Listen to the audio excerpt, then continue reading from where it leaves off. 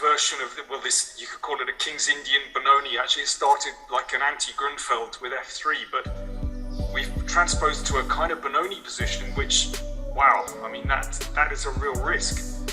Yeah, but this is exactly how it happened in the previous game as well, that Magnus offered the chance for Ding Liren to play aggressive, but Ding Liren after knight f6, g6, probably he was also caught by surprise from Magnus, and he opted for g3, and after c6, immediately the game ended up in a very solid territory. And this time f3, but of course this case black goes for this, this is typical.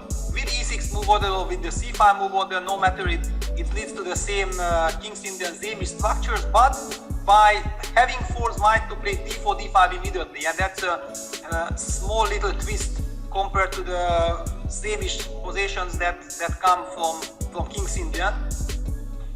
Bishop g5, h6, bishop e6, a6, a4, castles, queen d2, rook e8. Yeah, because maybe not everyone is familiar that why you can't take the pawn on h6, because of knight takes e4 tactics. Yeah, this is all theory followed by queen h4 check, and it's working out for black. According to theory, there is no problem. So Ding Liren opts for bishop c4. Isn't bishop c4 very unusual? It looks curious to me. I mean, listen, I don't claim to be an expert in this line at all, but now he's gone back to e2. What's that about? You've got to explain this to me, Peter. I haven't got a clue. Well, I mean, to me, it's clear indication that it's some deep prep.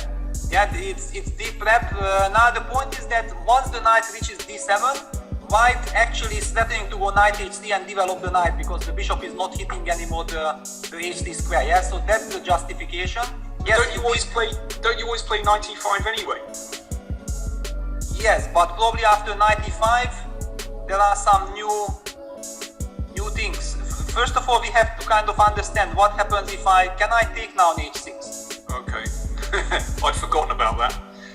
Yeah, because now with the bishop on e2, I feel that maybe I'm stopping some tactics. Yeah. But knight e4? Yeah, knight e4, and this is a difference. Yeah, because queen h4 check g3, you think I can play knight f6 check. Ah, okay. Because the e file is blocked. Yeah. Very good. Yes. Very good. So some super fine, delicate nuance by Ding Liren.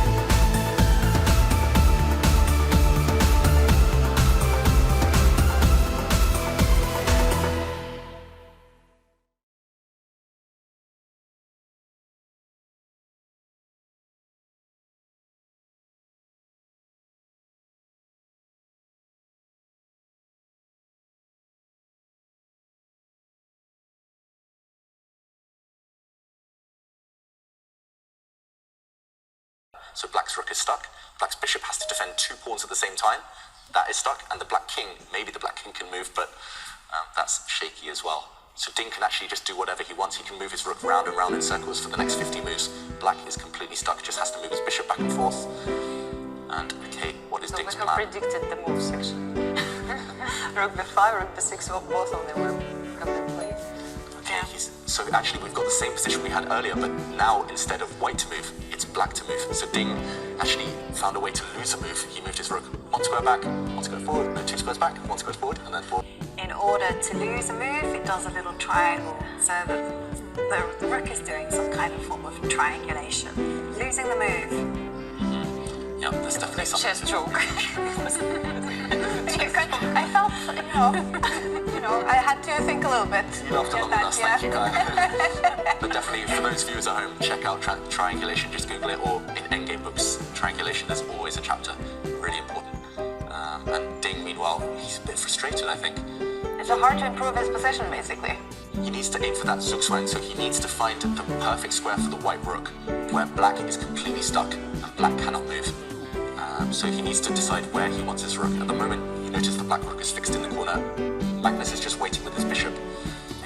So he needs to find a way for Magnus's bishop to be stuck. And okay, he waits with his rook. What is your intuition then? What looks like a great square for that white rook? Somewhere on the 7th rank, but I'm not sure either. I would now maybe go to the d7 square. Okay, he moves his king. That doesn't really help, doesn't really worsen it either. But I would go to the d7 square because then the black bishop is completely stuck. And wow, he's going active with his king. Is this the right plan? Could be.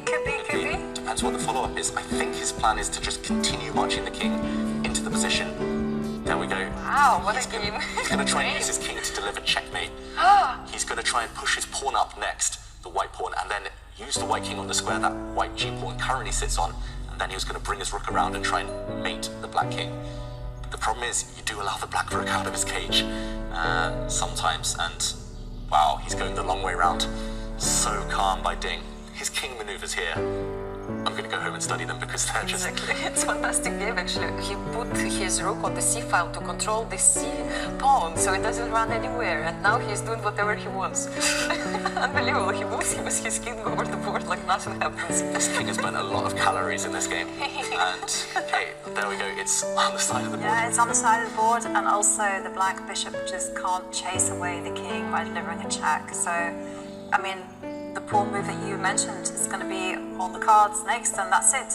Yeah, I don't see how black defends, but why is the evaluation bar only at +1? It's either winning for white, or black is saving the game. It's nothing in between. I think the evaluation bar hasn't really caught on. I think it's just winning. Black can't move the rook off the 8th rank because white's rook will just step up 1 square, and that's checkmate.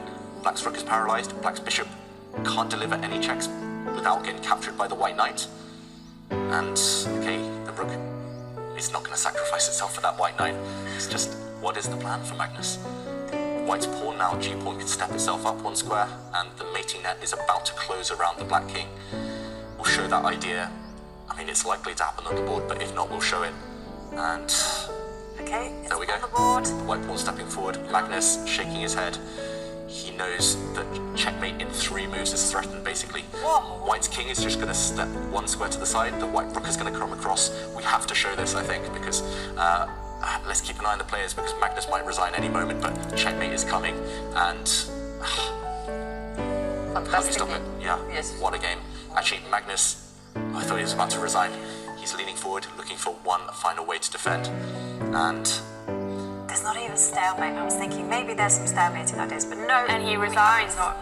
Wow, world number 3, Ding Liren in the